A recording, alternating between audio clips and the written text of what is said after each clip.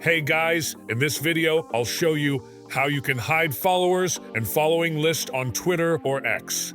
Alright, so let's begin with the video.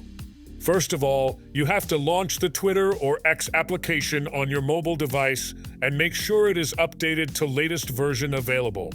After that, sign into your account and you will be redirected to the home page. Now you have to go to the profile icon on the top.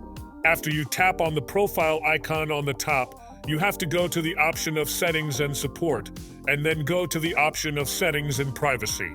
After you tap on the option of Settings and Privacy, you will see interface like this.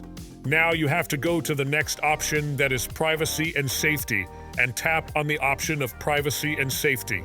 After you tap on the option of Privacy and Safety, you will be redirected to this interface. Now you have to go to the option of Audience and Tagging. After you tap on the option of Audience and Tagging, you can see an interface like this.